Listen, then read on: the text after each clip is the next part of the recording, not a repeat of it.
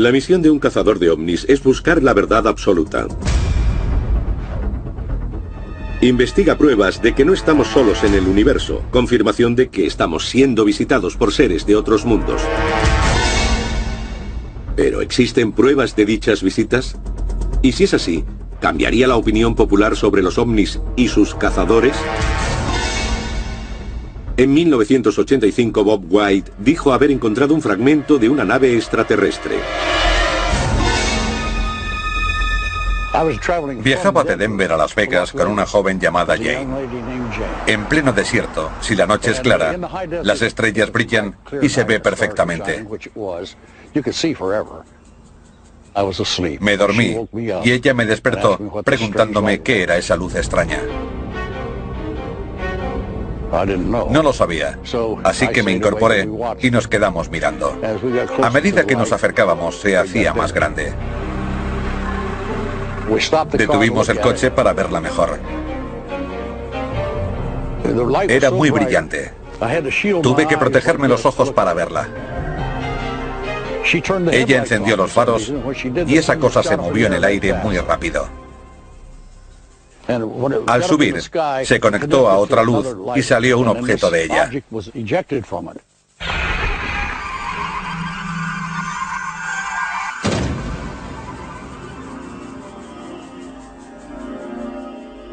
Era rojo brillante y parecía una gota. Estaba demasiado caliente.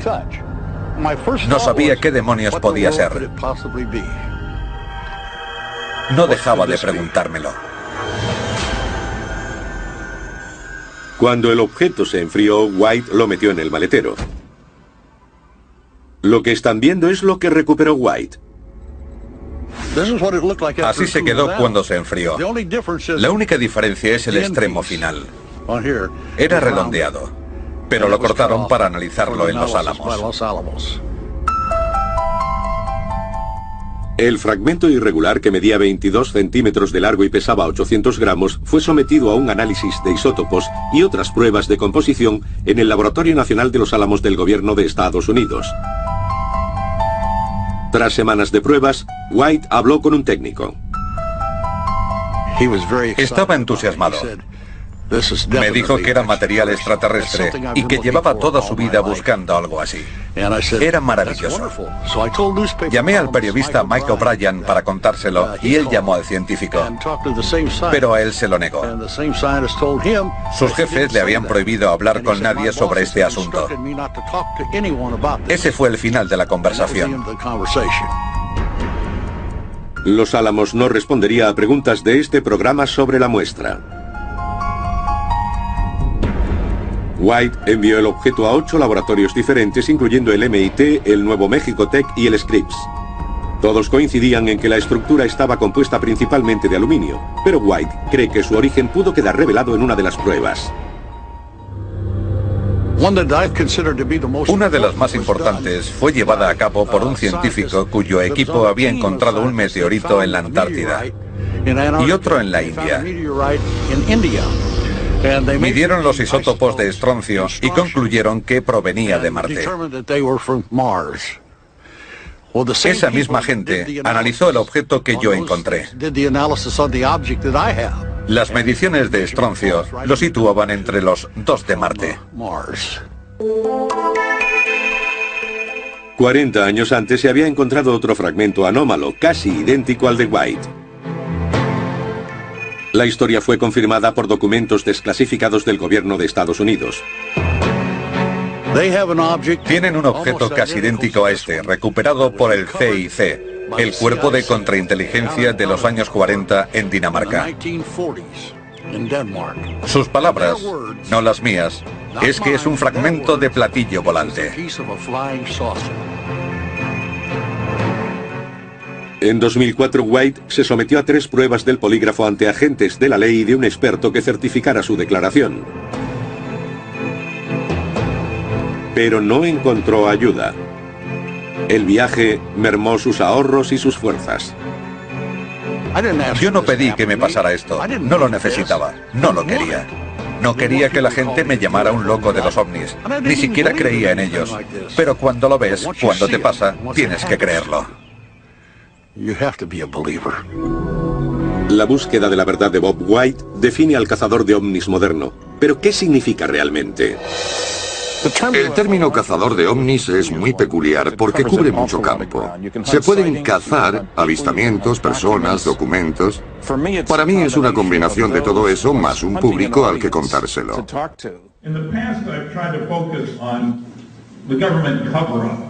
And we'll talk about the FBI, the CIA, the Air Force, the NSA. Estoy convencido de que las visitas alienígenas son la gran historia del milenio.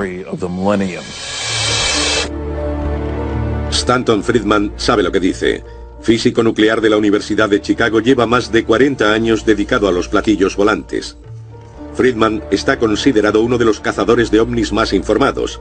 Una incansable búsqueda de la verdad y una pasión por respuestas es el vínculo entre los cazadores de hoy y los de ayer. El Dr. J. Allen Hynek, considerado el cazador de ovnis por excelencia, se cuestionó frecuentemente su existencia. J. Allen Hynek es el padrino de la investigación de este campo. Este hombre tuvo más experiencias, conocimientos y contactos en el ámbito de la ufología que nadie. Y más de lo que nadie nunca tendrá. Hynek era astrónomo de la Universidad Northwestern.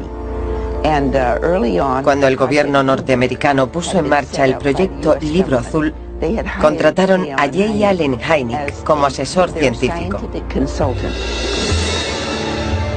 La Fuerza Aérea de Estados Unidos desarrolló el proyecto Libro Azul en 1947 para investigar los ovnis desde un punto de vista científico.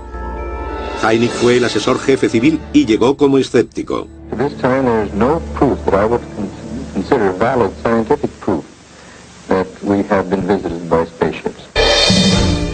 Hynek advirtió que no estaba teniendo acceso pleno a los datos. Un ejemplo de ello fue la investigación del avistamiento de ovnis en 1968 sobre la base aérea de Minot, en Dakota del Norte. Las fuerzas aéreas le pidieron que investigara el caso. Cuando llegó a Dakota del Norte le prohibieron hablar con los testigos. Estaba claro que los mejores casos iban por otros cauces. Tras 21 años de trabajo con el gobierno, la opinión de Hynek sobre la realidad de los ovnis cambió. Cuando acabó el proyecto Libro Azul, Hynek concluyó que se debía estudiar en profundidad este fenómeno. El también cazador John Schuessler coincidió con él. Fue cofundador de la Mutual UFO Network, o MUFON, que hoy continúa investigando avistamientos. El MUFON se formó porque no había un lugar donde hacer llegar los informes. Nos convertimos en receptores de información. Schuessler y Hynek se ganaron el respeto del colectivo. Sin embargo, en el Instituto de Física Atmosférica de la Universidad de Arizona, apareció otro cazador que usó sus credenciales como científico para revolucionar las técnicas de sus colegas. Antes de que James McDonald entrara en nuestro campo de forma pública, la comunidad científica ignoraba completamente el fenómeno de los ovnis. McDonald fue el primer científico con prestigio en declarar abiertamente su interés. Sorprendió a sus colegas porque en esa época los científicos no se pronunciaban públicamente. Se les consideraría unos descerebrados. Ann Druffel lleva 57 años investigando ovnis. Ha encontrado los diarios personales de James McDonald y ha escrito su única biografía titulada Firestorm. Dio cientos de charlas sobre ovnis a grupos científicos. En su diario contaba que había tomado el fenómeno como un serio problema científico. Fue el gran cazador, por decirlo así. Jim McDonald estaba convencido de que era un asunto importante y logró que un congresista auspiciara una comisión en 1968. 6 científicos testificaron en persona, incluyendo a McDonald y Hynek, y 6 más de nosotros presentamos solo informes escritos. El Dr. Frank Drake siguió el ejemplo de McDonald. Profesor de astronomía en Cornell, Drake ayudó a crear uno de los nombres más famosos en el estudio de la vida en el universo, la búsqueda de inteligencia extraterrestre o programa SETI. El programa SETI busca la existencia de planetas en torno a otras estrellas. Y si existen, ¿cuál es el modo más sencillo de que se comuniquen con nosotros? Con radiotelescopios por todo el mundo, el SETI escudriña los cielos en busca de ondas de radio de otra vida inteligente en el universo. El Dr. Rudy Schill, científico del programa Smithsonian de Astrofísica de Harvard, cree que el SETI tiene sus fallos. En mi opinión, el SETI es una propuesta hecha por gente muy inteligente que cree comprender la tecnología extraterrestre lo bastante bien como para explotarla y darnos pruebas directas de civilizaciones extraterrestres. Los cazadores de ovnis son gente inteligente pero que hacen lo que todos ante algo que no podemos entender. Sacar las cámaras, los contadores Geiger y todo lo que tengamos a mano y observar. Felicito a los cazadores de ovnis porque creo que lo van a lograr antes.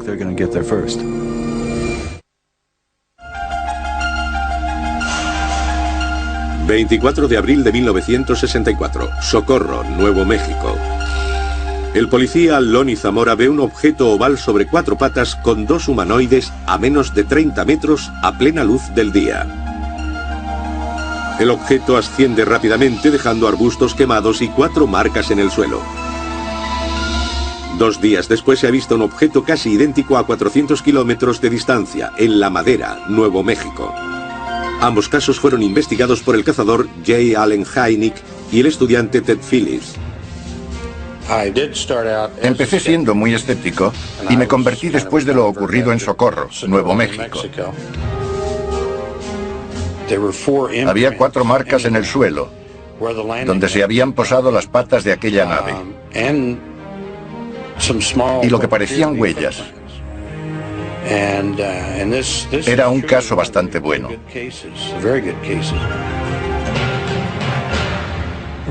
Llevamos años siguiendo el trabajo de Ted Phillips. Respetamos lo que ha hecho.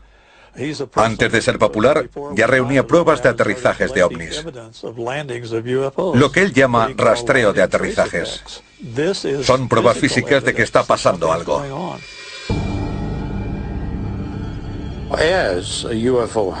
Como cazador de ovnis, mi labor es sencillamente reunir pruebas que respalden los avistamientos de ovnis.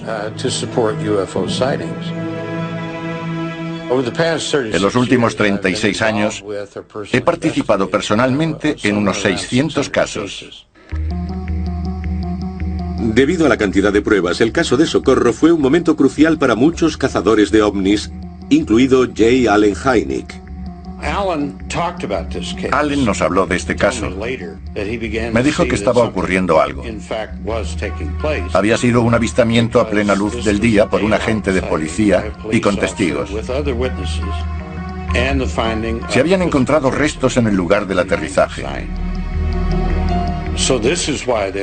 Por esa razón, 4 años después, me propuso especializarme en aterrizajes, especialmente con pruebas físicas, porque se pueden ver millones de luces en el cielo que no produzcan nada, excepto 1 millón de informes sobre una observación visual.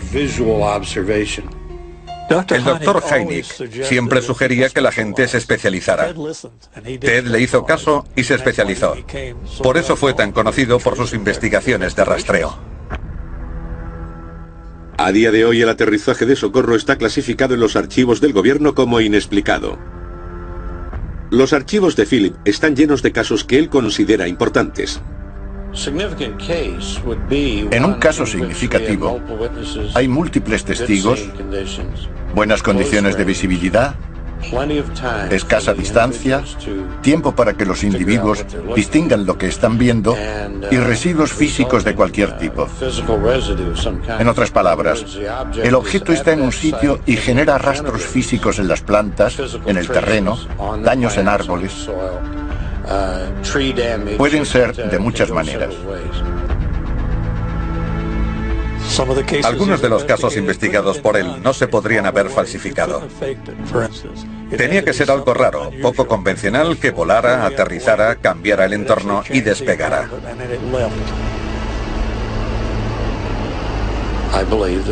Son aparatos construidos con algún tipo de control inteligente. Me baso en datos y hechos. Punto. Mientras Phillips lidera las investigaciones en tierra, otros cazadores de ovnis buscan en el mar.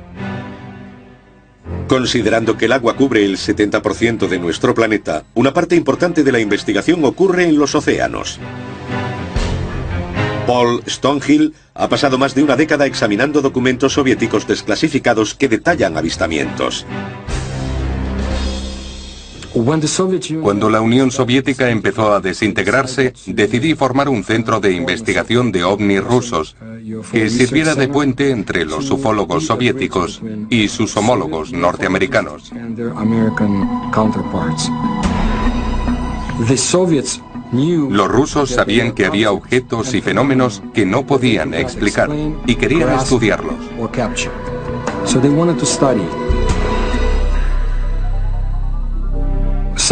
Los casos más interesantes se dieron en los años 60 y 70, cuando comandantes de submarinos soviéticos fueron perseguidos por objetos gigantescos. Enormes objetos que ascendían del océano. Grandes objetos con forma de puro se cernían sobre naves soviéticas. Las observaban y se movían a gran velocidad. Stonehill se ha especializado en lo que los investigadores llaman encuentros OSNI. Un OSNI es un objeto submarino no identificado. Un OVNI es un objeto volante no identificado. La inteligencia militar soviética, y especialmente la naval, se interesó por los OSNIs porque querían calcular la amenaza que representaban.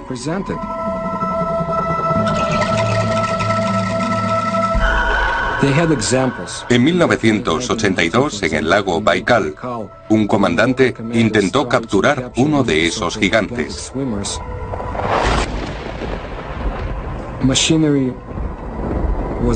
Pero esos seres destrozaron el artefacto y mataron a los hombres que intentaban capturar ese extraño fenómeno. El alto mando soviético decidió no perder más vidas humanas. No podían hacer nada con los llamados observadores. No es fácil estudiar el fenómeno OSNI y OVNI en la Unión Soviética y Rusia. El secreto siempre ha sido la norma, ya sea en Rusia o en la Unión Soviética. Lo que se oculta en los archivos es fascinante, hasta el punto de que cuando se desclasifiquen, si alguna vez se hace, cambiarán el curso de la historia de nuestro planeta.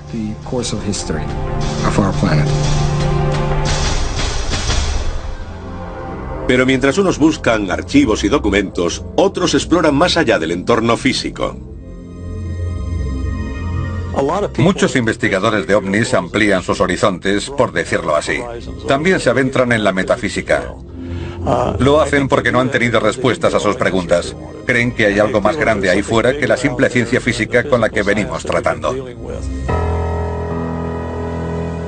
Uno de los cazadores de ese tipo es John Rixey Moore. En los años 90 viajó por todo el globo investigando el fenómeno comúnmente asociado a los ovnis, los círculos de las cosechas. Un círculo recién hecho es una experiencia fisiológica. Es algo que te eriza el vello. Cuando caminas por uno, ves que el centro del vórtice no es necesariamente el centro de la imagen. La marca no está centrada. Si marchas en la dirección de las plantas, tienes la sensación de ir cuesta abajo, cada vez más deprisa. Cuando das la vuelta, tienes la sensación contraria. Te quedas sin aliento, es como si caminaras cuesta arriba.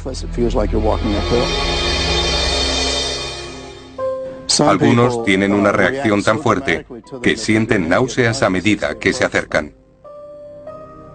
El cazador de ovnis Rubén Uriarte ha experimentado en propia mano los efectos físicos encontrados por Moore.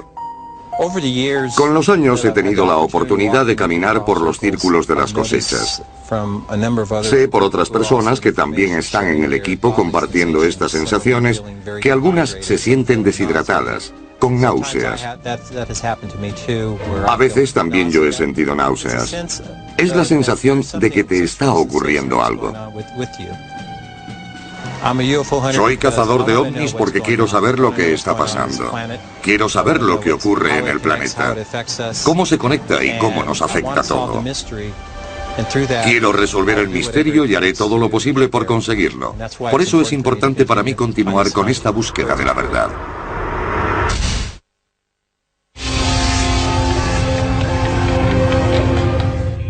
Pesadillas. Extrañas imágenes recurrentes y tiempo perdido. Los cazadores de ovnis dicen que son signos de abducciones extraterrestres. Pero los escépticos afirman que la ciencia moderna puede explicar estas experiencias. Gran parte de los conocimientos sobre supuestas abducciones están basados en relatos de testigos. Sin embargo, en algunos casos hay pruebas. Pero los abducidos no recuerdan cómo llegaron allí. En ese momento, cazadores como la hipnotizadora Barbara Lamb dejan de mirar el cuerpo y se centran en una búsqueda interior. Lamb usa la regresión hipnótica para ayudar a los sujetos a recordar y comprender sus experiencias. La regresión hipnótica es muy sencilla de lograr. Se trata de llevar al sujeto a un estado profundo de relajación.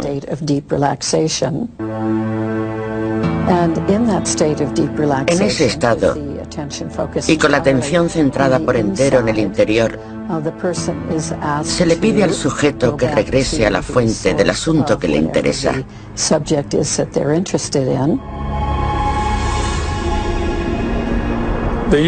El uso de la hipnosis regresiva en las abducciones es muy necesaria.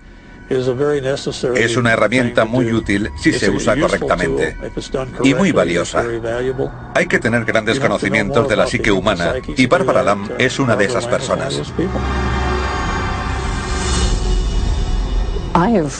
He hecho regresiones a 480 individuos.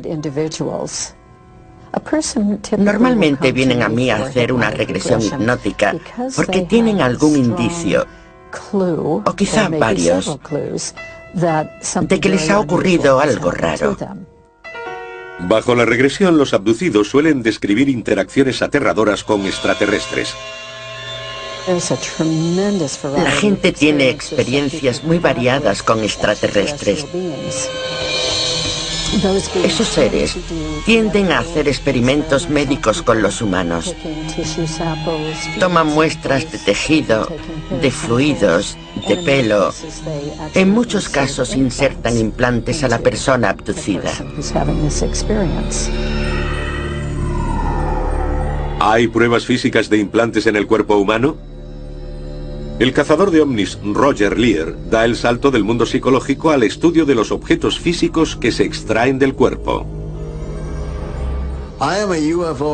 Soy cazador de ovnis y mi trabajo consiste en investigar esta pequeña parte de un fenómeno muy extraño. He sido podólogo 41 años. He investigado en muchos campos médicos y ahora he aplicado mis conocimientos científicos a los fenómenos de abducción física. El de Tim Cullen es uno de los primeros ejemplos. 30 de mayo de 1978. Tim Cullen y su esposa Janet conducían hacia el norte cerca de la autopista 59 en Colorado cuando se encontraron lo que creyeron que era un ovni. Aunque solo recuerdan permanecer en la escena unos minutos, llegaron a casa una hora después de lo esperado. 20 años después, una radiografía rutinaria reveló un trozo de metal inexplicable en el brazo de Tim. Cullen se remontó a esa noche de primavera de 1978. En nuestro primer contacto se dio a conocer y me dijo que su caso podría tener que ver con una abducción. Tenía un objeto metálico en el brazo. Le hicimos una radiografía y vimos un objeto extraño. Parecía metal. Lo que están viendo es la operación que se hizo el 5 de febrero de 2000. El Dr. Lear supervisó la extracción del objeto del brazo de Tim Cullen. Aunque no había cicatriz de entrada, bajo la piel se encontró un objeto metálico de 6 milímetros.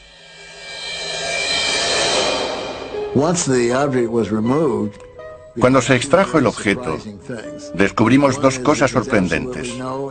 Por un lado, que no hubo respuesta inflamatoria al objeto, lo que casi es imposible.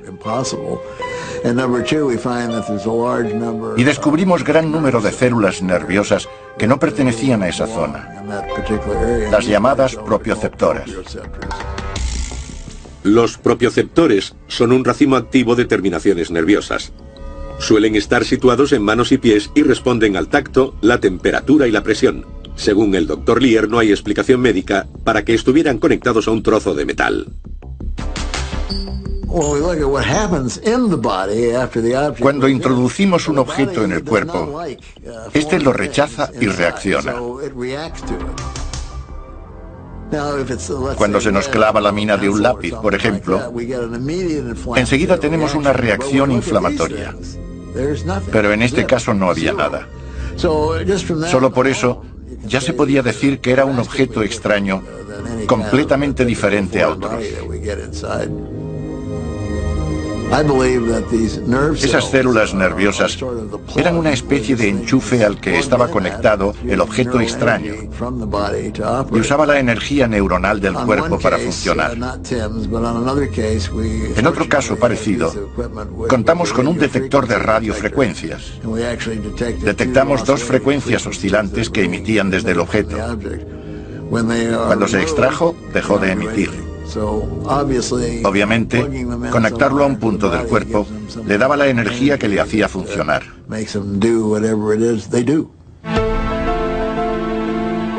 El Dr. Lear ha supervisado más de 10 operaciones de este tipo.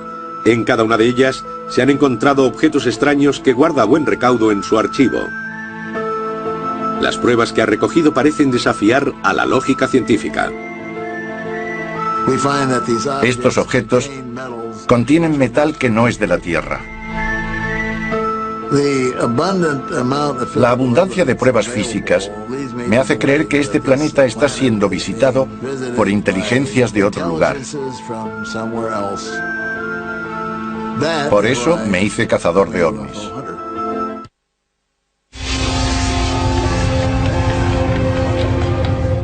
Validar las pruebas recogidas por los cazadores de ovnis es tan importante como descubrir objetos.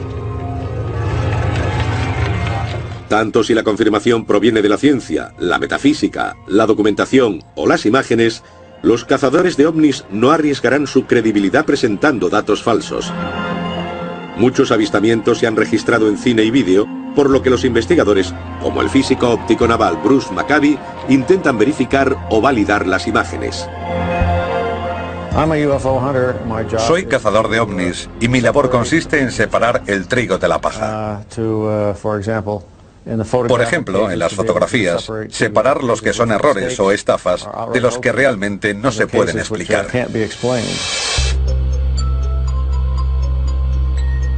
El Dr. Maccabee es autor de 3 decenas de artículos técnicos y más de 100 investigaciones en los últimos 25 años.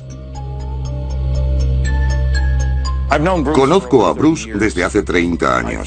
Es perseverante, convincente, científico y no deja que simples opiniones se conviertan en ciencia. Para mí, Bruce Maccabee es un auténtico cazador de ovnis. El Dr. Maccabee usa el análisis computerizado para investigar cada fotograma o fotografía. Sus investigaciones soportan la prueba del tiempo. He hecho investigaciones fotográficas e históricas de los ovnis. El Dr. Maccabee está convencido de que las fotos por sí solas no pueden contar toda la historia. Cree que el gobierno norteamericano está ocultando información vital. Fui uno de los primeros en derribar las puertas del gobierno consiguiendo información del FBI. J. Edgar Hoover dijo: el FBI no ha estado implicado, ni ahora ni nunca, en investigaciones de ovnis. Bruce Maccabee presentó una proposición de ley para conseguir libertad de información en los años 70. Consiguió 1.600 páginas de material. Cuando tuve acceso, comprobé que en los archivos del FBI había información que no estaba en ningún otro lugar, incluyendo comentarios de miembros de la Fuerza Aérea, guardados en los archivos del FBI y desaparecidos de los del Ejército. Nick Redfern selecciona miles de documentos gubernamentales en todo el mundo para buscar información oculta de los testimonios sobre ovnis. Siempre he estudiado las materias desde un punto de vista oficial, intentando determinar lo que se sabe del objeto, lo que trata de descubrir, por ejemplo, el Ejército Británico, la Fuerza Aérea o el Ministerio de Defensa. Y aquí la CIA, el FBI y la Agencia de Seguridad Nacional. Lo que me llevó a investigar ovnis es que hay gente a un alto nivel que sabe la verdad sobre este asunto. Y yo creo que si hay algo tan importante y potencialmente alucinante como que estamos recibiendo visitas de otro mundo, todos tenemos derecho a saberlo. Basándome en mis investigaciones, estoy convencido de que los ovnis son reales, que provienen de otro lugar y que nos están visitando. ¿Pero hay funcionarios del gobierno que admitirían lo que están ocultando? Cuando Nick Pope, empleado del Ministerio de Defensa británico, presentó las investigaciones de ovnis en curso dentro del gobierno, se abrió una grieta en su muro de secretismo. Empezamos con los años 50 porque había avistamientos de ovnis en nuestro país y eso generaba un considerable interés de público y medios. Y también el miedo del poder establecido. Queríamos que nos escucharan, que supieran lo que estaba ocurriendo. Creemos que el fenómeno ovni es real. Lo que pretendía un funcionario del Ministerio de Defensa, afirmando que algunos ovnis eran naves espaciales, era hacer entender a los medios y al público que las altas instancias se tomaban este tema muy en serio y que había gente investigando. El Dr. Robert Wood, ex ingeniero aeroespacial y socio de J. Allen Hynek, analiza la documentación de los años 50 que afirma la existencia de visitas extraterrestres. Obviamente controvertidos, estos papeles representan una de las tareas más difíciles para los cazadores de ovnis, la autenticación de documentos. Cuando se intenta determinar la validez de unos documentos cuestionados, se hace de una manera ordenada. Si existe un original, se estudia el papel. Si no, se fija uno en la forma de las cartas y en la sutileza de la impresión. El Dr. Wood es uno de los líderes en esta materia. Su trabajo en el campo del examen forense de documentación es uno de los más completos. Los documentos que he tenido en mi poder incluyen 4.000 páginas de material desclasificado. Alguien que trabajaba en alguna agencia de inteligencia limpió su cajón, pero muchas de ellas, 500 o 1.000, son alto secreto. Algunos de esos archivos secretos hablan de la organización Majestic 12, un grupo supuestamente formado por el presidente Truman para mantener el secreto de los extraterrestres. El Dr. Wood ha hecho analizar los documentos. Se los he llevado a un experto en máquinas de escribir que ha determinado que se mecanografiaron con una Underwood de 1940, así que concuerda. Basándose en los análisis del modelo de máquina de escribir, el papel y el contenido de la tinta, el Dr. Wood cree que los documentos son auténticos y que descubren la ocultación de información. El gran número de documentos que he podido acumular demuestra claramente que hay un programa encubierto para mantener alejada del público la obtención de un gran número de accidentes y que incluye la recuperación de extraterrestres. El Dr. Wood es un cazador de ovnis. Es muy bueno. Aunque los cazadores de ovnis son visibles en todo el mundo, tienen un problema de relaciones públicas. No se les toma en serio. El establecimiento de principios creíbles para la investigación recae en MUFON, la Mutual UFO Network con base en Denver, Colorado. es la mayor organización de investigación científica sobre ovnis de todo el mundo. Ha desarrollado un programa que forma a los interesados en hacer investigaciones. El trabajo del investigador no es expresar una opinión, no es influir en los testigos, sino mantener la boca cerrada, escuchar lo que tienen que contarle y darle una forma coherente, y tener una preparación que le permita enfocar el tema de la manera correcta.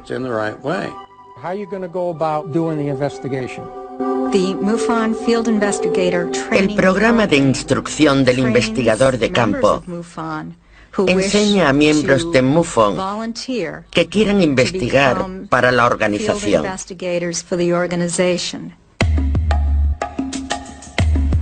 Kathleen Martin es directora del programa y supervisa la preparación y progresos de más de 1000 cazadores de ovnis por todo el país. Ahora mismo, no hay ninguna organización auspiciada por el gobierno que haga este tipo de trabajo. Y la gente cree que es necesario hacer este tipo de labor. Peter Jeremiah es uno de los muchos implicados en el programa MUFON. Es experto en determinar quién se lo toma en serio y quién debe ser expulsado de sus filas. Mi objetivo al enseñar a otros es conseguir un investigador de calidad. No quiero crédulos que confundan cualquier cosa con un ovni. No quiero eso. Si siguen el manual del investigador y hacen la labor que se debe, se quedarán con lo que interesa y los otros casos se quedarán en el camino. Mi objetivo es conseguir investigadores de calidad.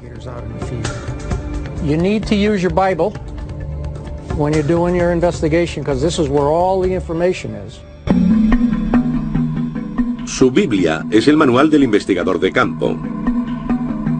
Tratan los casos según la tradición de cazadores como el Dr. J. Allen Hynek y James McDonald. La organización ha creado un paquete de formularios que facilita el proceso de documentación y proporciona un equipo de investigación con herramientas específicas para el trabajo. El equipo incluye grabadora, brújula, mapas y una cámara. El director de MUFON, John Schuessler, tiene una visión de los continuos avances de la red. Cuando un nuevo investigador comienza su trabajo, debe mantener un cierto nivel de credibilidad. Exigimos que nuestros investigadores de campo estudien, que se examinen para demostrar que saben y que entienden cómo se hacen las cosas.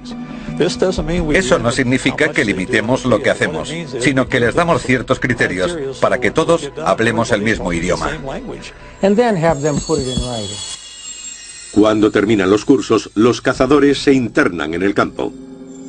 Primero se hace un informe, se llama a un testigo y se concierta una cita. A mí me gusta ir a su casa, hablar con ellos cara a cara, no por teléfono.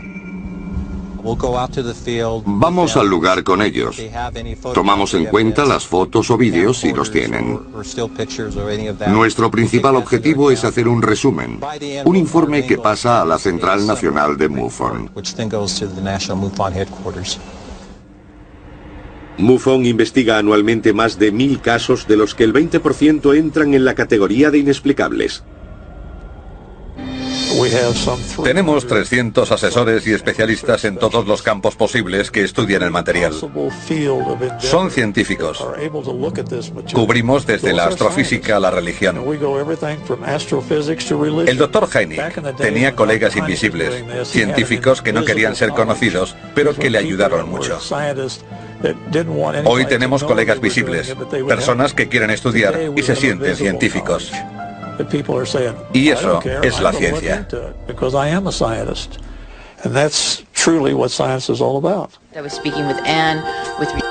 La información se discute y debate en las convenciones anuales, como la Conferencia Nacional de OVNIs de Los Ángeles, California. Los cazadores de ovnis vienen para aprender más. Buscan respuestas a lo que pueden haber visto, oído o por lo que han sentido curiosidad. Creo que algunos son cazadores de ovnis, buscan la verdad por sí mismos. Los simposios, las conferencias, las reuniones, siempre son interesantes. Me gustaría añadir que no solo la interconexión es importante, también lo es conocer las últimas noticias de los diferentes investigadores. Pero hay mucho más. Estas conferencias son una vía para que la gente se reúna y comparta lo que está ocurriendo. A veces he aprendido más de lo que hay detrás. Cualesquiera que sean sus razones, estos cazadores tienen un objetivo común. Mi misión es contar la verdad. ¿Cuál es la verdad? El objetivo principal es descubrir la verdad. Somos lo bastante maduros para asumir la verdad, cualquiera que sea. El objetivo es llegar a la verdad, hacer lo que sea por descubrirla.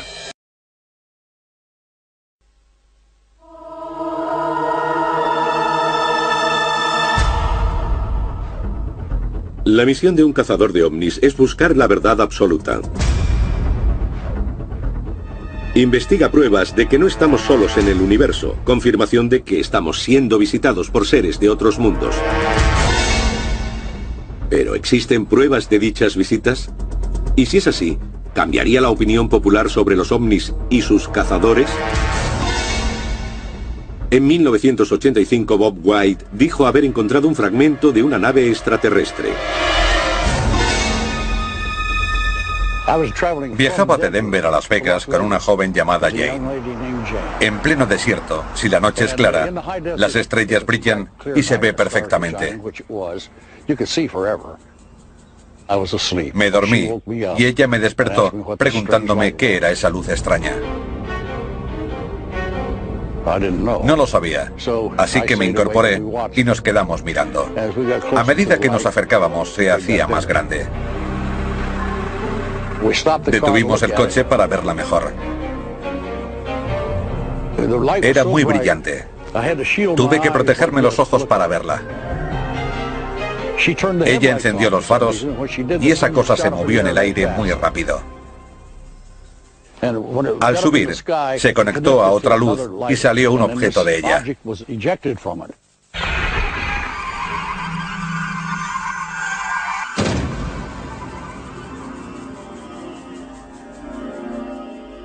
Era rojo brillante y parecía una gota. Estaba demasiado caliente. No sabía qué demonios podía ser. No dejaba de preguntármelo. Cuando el objeto se enfrió, White lo metió en el maletero. Lo que están viendo es lo que recuperó White. Así se quedó cuando se enfrió. La única diferencia es el extremo final. Era redondeado, pero lo cortaron para analizarlo en Los Álamos. El fragmento irregular, que medía 22 centímetros de largo y pesaba 800 gramos, fue sometido a un análisis de isótopos y otras pruebas de composición en el Laboratorio Nacional de Los Álamos del Gobierno de Estados Unidos. Tras semanas de pruebas, White habló con un técnico. Estaba entusiasmado. Me dijo que era material extraterrestre y que llevaba toda su vida buscando algo así. Era maravilloso. Llamé al periodista Mike O'Brien para contárselo y él llamó al científico, pero a él se lo negó. Sus jefes le habían prohibido hablar con nadie sobre este asunto. Ese fue el final de la conversación.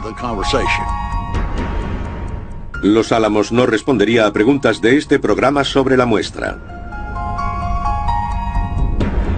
White envió el objeto a 8 laboratorios diferentes, incluyendo el MIT, el Nuevo México Tech y el Scripps. Todos coincidían en que la estructura estaba compuesta principalmente de aluminio, pero White cree que su origen pudo quedar revelado en una de las pruebas.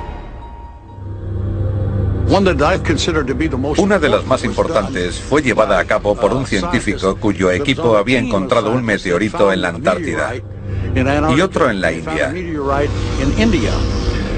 Midieron los isótopos de estroncio y concluyeron que provenía de Marte. Esa misma gente analizó el objeto que yo encontré. Las mediciones de estroncio lo situaban entre los 2 de Marte. 40 años antes se había encontrado otro fragmento anómalo, casi idéntico al de White. La historia fue confirmada por documentos desclasificados del gobierno de Estados Unidos. Tienen un objeto casi idéntico a este, recuperado por el CIC, el Cuerpo de Contrainteligencia de los años 40 en Dinamarca.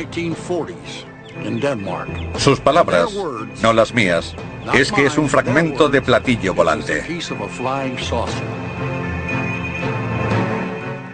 En 2004, White se sometió a 3 pruebas del polígrafo ante agentes de la ley y de un experto que certificara su declaración. Pero no encontró ayuda. El viaje mermó sus ahorros y sus fuerzas. Yo no pedí que me pasara esto, no lo necesitaba, no lo quería. No quería que la gente me llamara un loco de los ovnis, ni siquiera creía en ellos. Pero cuando lo ves, cuando te pasa, tienes que creerlo. La búsqueda de la verdad de Bob White define al cazador de ovnis moderno. ¿Pero qué significa realmente? El término cazador de ovnis es muy peculiar porque cubre mucho campo. Se pueden cazar avistamientos, personas, documentos. Para mí es una combinación de todo eso más un público al que contárselo.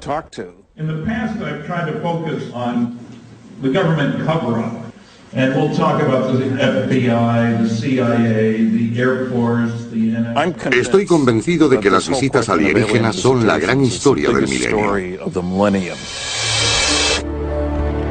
Stanton Friedman sabe lo que dice. Físico nuclear de la Universidad de Chicago, lleva más de 40 años dedicado a los platillos volantes. Friedman está considerado uno de los cazadores de ovnis más informados. Una incansable búsqueda de la verdad y una pasión por respuestas es el vínculo entre los cazadores de hoy y los de ayer. El Dr. J. Allen Hynek, considerado el cazador de ovnis por excelencia, se cuestionó frecuentemente su existencia. J. Allen Hynek es el padrino de la investigación de este campo. Este hombre tuvo más experiencias, conocimientos y contactos en el ámbito de la ufología que nadie. Y más de lo que nadie nunca tendrá. Hynek era astrónomo de la Universidad Northwestern. Cuando el gobierno norteamericano puso en marcha el proyecto Libro Azul, contrataron a J. Allen Hynek como asesor científico. La Fuerza Aérea de Estados Unidos desarrolló el proyecto Libro Azul en 1947 para investigar los ovnis desde un punto de vista científico. Hynek fue el asesor jefe civil y llegó como escéptico.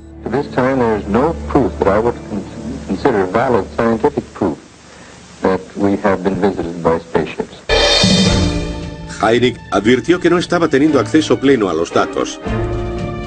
Un ejemplo de ello fue la investigación del avistamiento de ovnis en 1968 sobre la base aérea de Minot, en Dakota del Norte. Las fuerzas aéreas le pidieron que investigara el caso. Cuando llegó a Dakota del Norte le prohibieron hablar con los testigos. Estaba claro que los mejores casos iban por otros cauces. Tras 21 años de trabajo con el gobierno, la opinión de Hynek sobre la realidad de los ovnis cambió. Cuando acabó el proyecto Libro Azul, Hynek concluyó que se debía estudiar en profundidad este fenómeno. El también cazador John Schuessler coincidió con él. Fue cofundador de la Mutual UFO Network, o MUFON, que hoy continúa investigando avistamientos. El MUFON se formó porque no había un lugar donde hacer llegar los informes. Nos convertimos en receptores de información. Schuessler y Hynek se ganaron el respeto del colectivo. Sin embargo, en el Instituto de Física Atmosférica de la Universidad de Arizona, apareció otro cazador que usó sus credenciales como científico para revolucionar las técnicas de sus colegas. Antes de que James McDonald entrara en nuestro campo de forma pública, la comunidad científica ignoraba completamente el fenómeno de los ovnis. McDonald fue el primer científico con prestigio en declarar abiertamente su interés. Sorprendió a sus colegas porque en esa época los científicos no se pronunciaban públicamente. Se les consideraría unos descerebrados. Ann Druffel lleva 57 años investigando ovnis. Ha encontrado los diarios personales de James McDonald y ha escrito su única biografía titulada Firestorm. Dio cientos de charlas sobre ovnis a grupos científicos. En su diario contaba que había tomado el fenómeno como un serio problema científico. Fue el gran cazador, por decirlo así. Jim McDonald estaba convencido de que era un asunto importante y logró que un congresista auspiciara una comisión en 1968.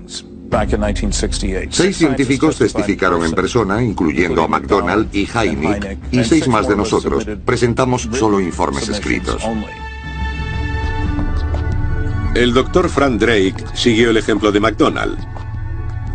Profesor de astronomía en Cornell, Drake ayudó a crear uno de los nombres más famosos en el estudio de la vida en el universo, la búsqueda de inteligencia extraterrestre o programa SETI. El programa SETI busca la existencia de planetas en torno a otras estrellas. Y si existen, ¿cuál es el modo más sencillo de que se comuniquen con nosotros? Con radiotelescopios por todo el mundo, el SETI escudriña los cielos en busca de ondas de radio de otra vida inteligente en el universo. El doctor Rudy Schill, científico del programa Smithsonian de Astrofísica de Harvard, cree que el SETI tiene sus fallos. En mi opinión, el SETI es una propuesta hecha por gente muy inteligente que cree comprender la tecnología extraterrestre lo bastante bien como para explotarla y darnos pruebas directas de civilizaciones extraterrestres. Los cazadores de ovnis son gente inteligente pero que hacen lo que todos ante algo que no podemos entender. Sacar las cámaras, los contadores Geiger y todo lo que tengamos a mano y observar. Felicito a los cazadores de ovnis porque creo que lo van a lograr antes.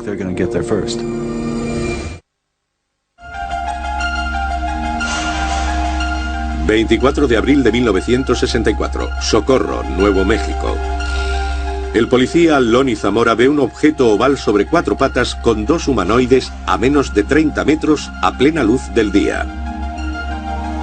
El objeto asciende rápidamente dejando arbustos quemados y 4 marcas en el suelo. 2 días después se ha visto un objeto casi idéntico a 400 kilómetros de distancia, en La Madera, Nuevo México. Ambos casos fueron investigados por el cazador J. Allen Hynek y el estudiante Ted Phillips. Empecé siendo muy escéptico y me convertí después de lo ocurrido en Socorro, Nuevo México.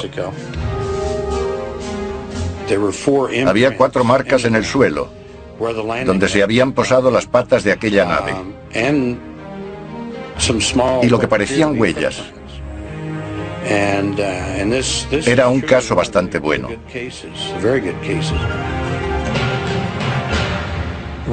Llevamos años siguiendo el trabajo de Ted Phillips.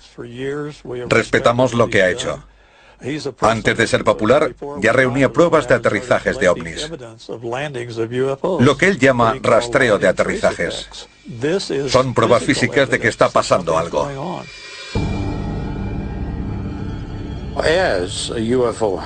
Como cazador de ovnis, mi labor es sencillamente reunir pruebas que respalden los avistamientos de ovnis. En los últimos 36 años, he participado personalmente en unos 600 casos. Debido a la cantidad de pruebas, el caso de Socorro fue un momento crucial para muchos cazadores de ovnis, incluido J. Allen Hynek. Allen nos habló de este caso.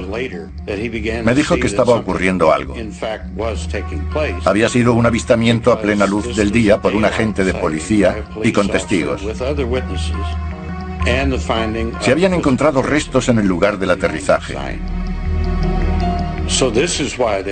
Por esa razón, 4 años después, me propuso especializarme en aterrizajes, especialmente con pruebas físicas, porque se pueden ver millones de luces en el cielo que no produzcan nada, excepto 1 millón de informes sobre una observación visual.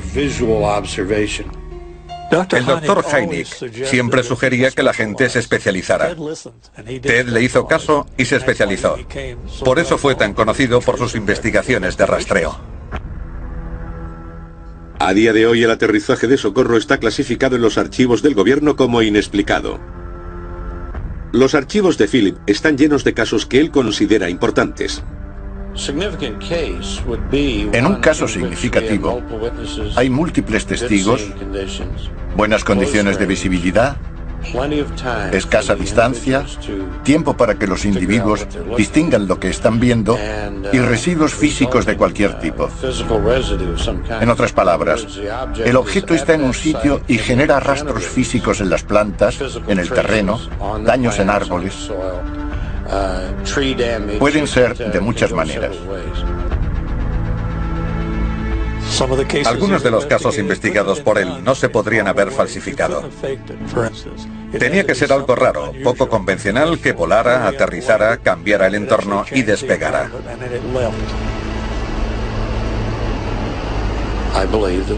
Son aparatos construidos con algún tipo de control inteligente. Me baso en datos y hechos. Punto. Mientras Phillips lidera las investigaciones en tierra, otros cazadores de ovnis buscan en el mar. Considerando que el agua cubre el 70% de nuestro planeta, una parte importante de la investigación ocurre en los océanos. Paul Stonehill ha pasado más de una década examinando documentos soviéticos desclasificados que detallan avistamientos. Cuando la Unión Soviética empezó a desintegrarse, decidí formar un centro de investigación de ovnis rusos que sirviera de puente entre los ufólogos soviéticos y sus homólogos norteamericanos.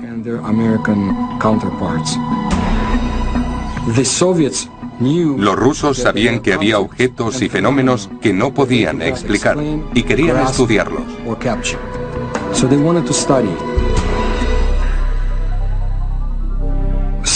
Los casos más interesantes se dieron en los años 60 y 70, cuando comandantes de submarinos soviéticos fueron perseguidos por objetos gigantescos. Enormes objetos que ascendían del océano. Grandes objetos con forma de puro se cernían sobre naves soviéticas. Las observaban y se movían a gran velocidad. Stonehill se ha especializado en lo que los investigadores llaman encuentros OSNI. Un OSNI es un objeto submarino no identificado. Un OVNI es un objeto volante no identificado. La inteligencia militar soviética, y especialmente la naval, se interesó por los OSNIs porque querían calcular la amenaza que representaban.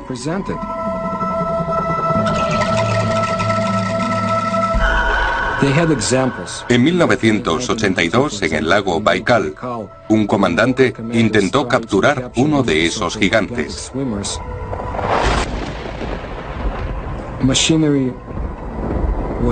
Pero esos seres destrozaron el artefacto y mataron a los hombres que intentaban capturar ese extraño fenómeno. El alto mando soviético decidió no perder más vidas humanas.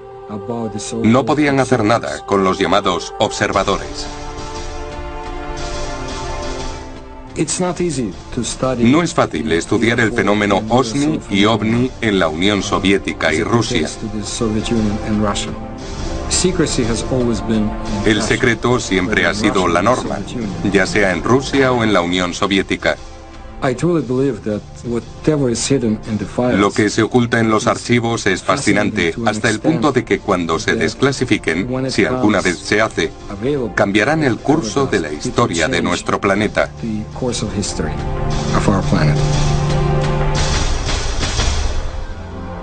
Pero mientras unos buscan archivos y documentos, otros exploran más allá del entorno físico. Muchos investigadores de ovnis amplían sus horizontes, por decirlo así. También se adentran en la metafísica. Lo hacen porque no han tenido respuestas a sus preguntas. Creen que hay algo más grande ahí fuera que la simple ciencia física con la que venimos tratando. Uno de los cazadores de ese tipo es John Rixey Moore. En los años 90 viajó por todo el globo investigando el fenómeno comúnmente asociado a los ovnis, los círculos de las cosechas. Un círculo recién hecho es una experiencia fisiológica. Es algo que te eriza el vello. Cuando caminas por uno, ves que el centro del vórtice no es necesariamente el centro de la imagen. La marca no está centrada. Si marchas en la dirección de las plantas, tienes la sensación de ir cuesta abajo, cada vez más deprisa. Cuando das la vuelta, tienes la sensación contraria. Te quedas sin aliento, es como si caminaras cuesta arriba. Algunos tienen una reacción tan fuerte que sienten náuseas a medida que se acercan. El cazador de ovnis Rubén Uriarte ha experimentado en propia mano los efectos físicos encontrados por Moore. Con los años he tenido la oportunidad de caminar por los círculos de las cosechas. Sé por otras personas que también están en el equipo compartiendo estas sensaciones que algunas se sienten deshidratadas, con náuseas. A veces también yo he sentido náuseas. Es la sensación de que te está ocurriendo algo. Soy cazador de ovnis porque quiero saber lo que está pasando. Quiero saber lo que ocurre en el planeta, cómo se conecta y cómo nos afecta todo. Quiero resolver el misterio y haré todo lo posible por conseguirlo. Por eso es importante para mí continuar con esta búsqueda de la verdad.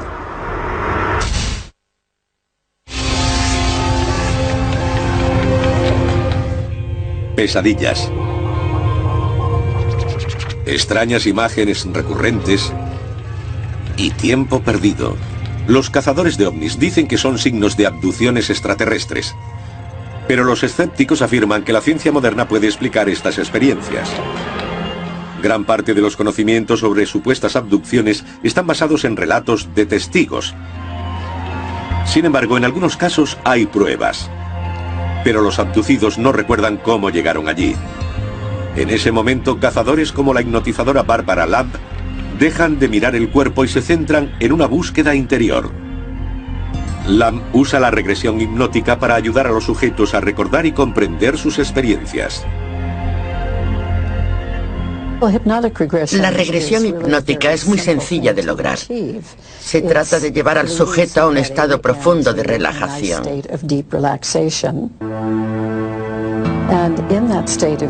En ese estado, y con la atención centrada por entero en el interior, se le pide al sujeto que regrese a la fuente del asunto que le interesa.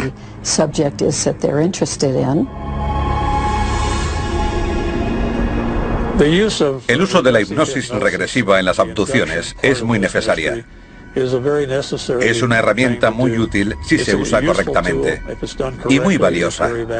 Hay que tener grandes conocimientos de la psique humana y Barbara Lamb es una de esas personas.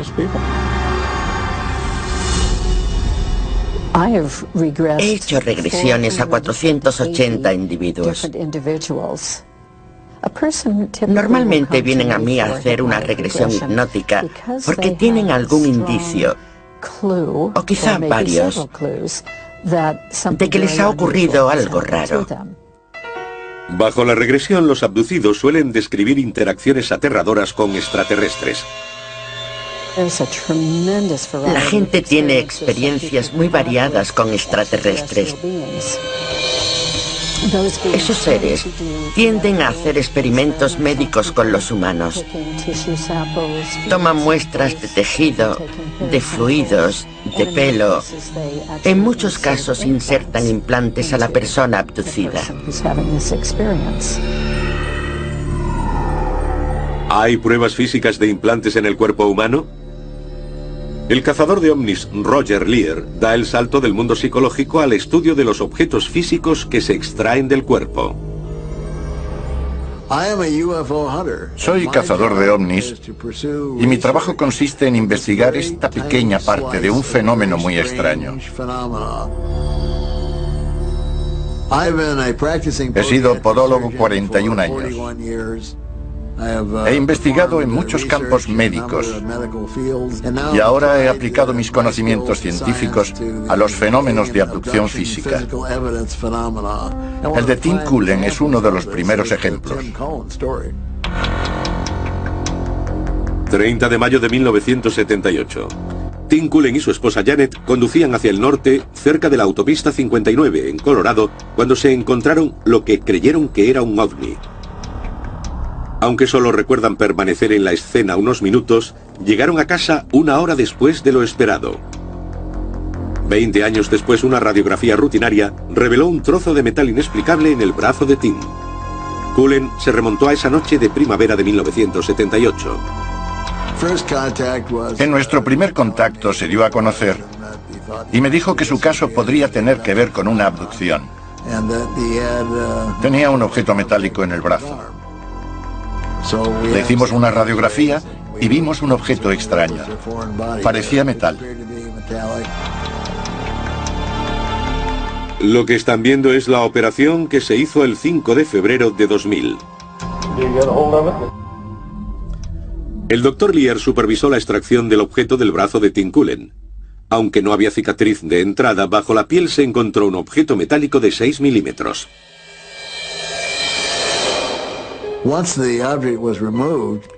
Cuando se extrajo el objeto, descubrimos dos cosas sorprendentes. Por un lado, que no hubo respuesta inflamatoria al objeto, lo que casi es imposible. Y descubrimos gran número de células nerviosas que no pertenecían a esa zona, las llamadas propioceptoras.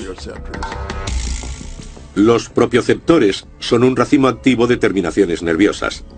Suelen estar situados en manos y pies y responden al tacto, la temperatura y la presión. Según el Dr. Lear, no hay explicación médica para que estuvieran conectados a un trozo de metal. Cuando introducimos un objeto en el cuerpo, este lo rechaza y reacciona.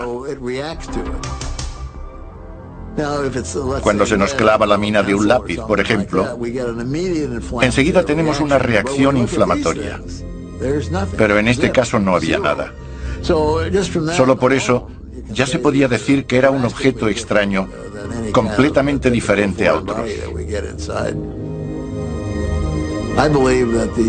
Esas células nerviosas eran una especie de enchufe al que estaba conectado el objeto extraño y usaba la energía neuronal del cuerpo para funcionar.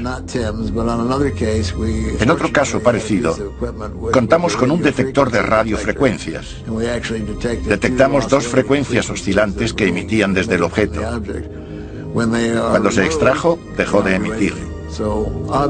Obviamente, conectarlo a un punto del cuerpo le daba la energía que le hacía funcionar.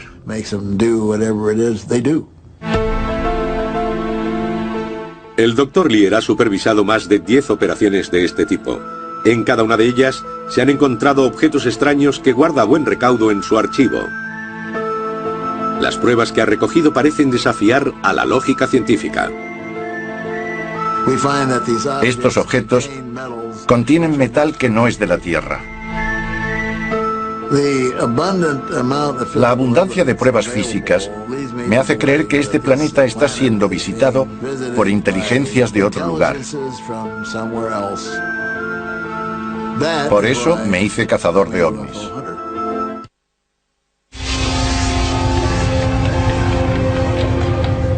Validar las pruebas recogidas por los cazadores de ovnis es tan importante como descubrir objetos.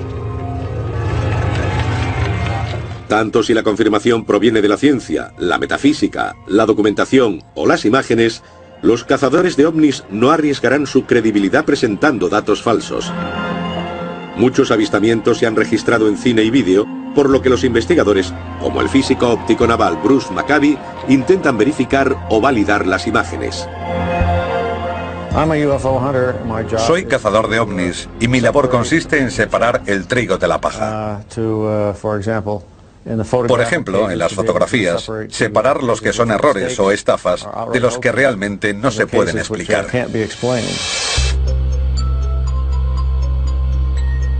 El Dr. Maccabee es autor de 3 decenas de artículos técnicos y más de 100 investigaciones en los últimos 25 años. Conozco a Bruce desde hace 30 años. Es perseverante, convincente, científico y no deja que simples opiniones se conviertan en ciencia. Para mí, Bruce Maccabee es un auténtico cazador de ovnis. El Dr. Maccabee usa el análisis computerizado para investigar cada fotograma o fotografía. Sus investigaciones soportan la prueba del tiempo. He hecho investigaciones fotográficas e históricas de los ovnis. El Dr. Maccabee está convencido de que las fotos por sí solas no pueden contar toda la historia. Cree que el gobierno norteamericano está ocultando información vital. Fui uno de los primeros en derribar las puertas del gobierno consiguiendo información del FBI. J. Edgar Hoover dijo, el FBI no ha estado implicado ni ahora ni nunca en investigaciones de ovnis. Bruce Maccabee presentó una proposición de ley para conseguir libertad de información en los años 70. Consiguió 1.600 páginas de material. Cuando tuve acceso, comprobé que en los archivos del FBI había información que no estaba en ningún otro lugar, incluyendo comentarios de miembros de la Fuerza Aérea, guardados en los archivos del FBI y desaparecidos de los del Ejército. Nick Redfern selecciona miles de documentos gubernamentales en todo el mundo para buscar información oculta de los testimonios sobre ovnis. Siempre he estudiado las materias desde un punto de vista oficial, intentando determinar lo que se sabe del objeto, lo que trata de descubrir, por ejemplo, el Ejército Británico, la Fuerza Aérea o el Ministerio de Defensa. Y aquí la CIA, el FBI y la Agencia de Seguridad Nacional. Lo que me llevó a investigar ovnis es que hay gente a un alto nivel que sabe la verdad sobre este asunto. Y yo creo que si hay algo tan importante y potencialmente alucinante como que estamos recibiendo visitas de otro mundo, todos tenemos derecho a saberlo. Basándome en mis investigaciones, estoy convencido de que los ovnis son reales, que provienen de otro lugar y que nos están visitando. ¿Pero hay funcionarios del gobierno que admitirían lo que están ocultando? Cuando Nick Pope, empleado del Ministerio de Defensa británico, presentó las investigaciones de ovnis en curso dentro del gobierno, se abrió una grieta en su muro de secretismo. Empezamos con los años 50 porque había avistamientos de ovnis en nuestro país y eso generaba un considerable interés de público y medios. Y también el miedo del poder establecido. Queríamos que nos escucharan, que supieran lo que estaba ocurriendo. Creemos que el fenómeno ovni es real. Lo que pretendía un funcionario del Ministerio de Defensa, afirmando que algunos ovnis eran naves espaciales, era hacer entender a los medios y al público que las altas instancias se tomaban este tema muy en serio y que había gente investigando. El Dr. Robert Wood, ex ingeniero aeroespacial y socio de J. Allen Hynek, analiza la documentación de los años 50 que afirma la existencia de visitas extraterrestres. Obviamente controvertidos, estos papeles representan una de las tareas más difíciles para los cazadores de ovnis, la autenticación de documentos. Cuando se intenta determinar la validez de unos documentos cuestionados, se hace de una manera ordenada. Si existe un original, se estudia el papel. Si no, se fija uno en la forma de las cartas y en la sutileza de la impresión. El Dr. Wood es uno de los líderes en esta materia. Su trabajo en el campo del examen forense de documentación es uno de los más completos. Los documentos que he tenido en mi poder incluyen 4.000 páginas de material desclasificado. Alguien que trabajaba en alguna agencia de inteligencia limpió su cajón, pero muchas de ellas, 500 o 1.000, son alto secreto. Algunos de esos archivos secretos hablan de la organización Majestic 12, un grupo supuestamente formado por el presidente Truman para mantener el secreto de los extraterrestres. El Dr. Wood ha hecho analizar los documentos.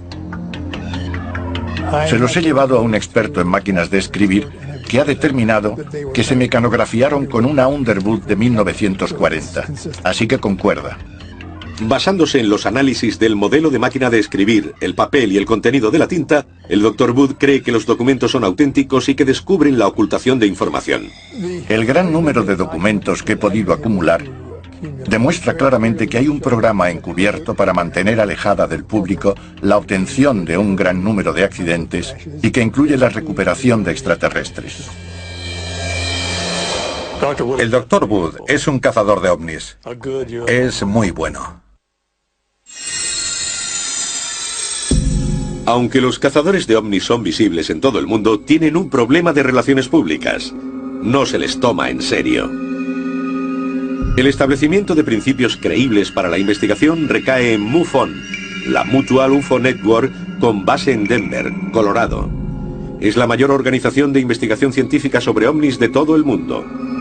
Ha desarrollado un programa que forma a los interesados en hacer investigaciones.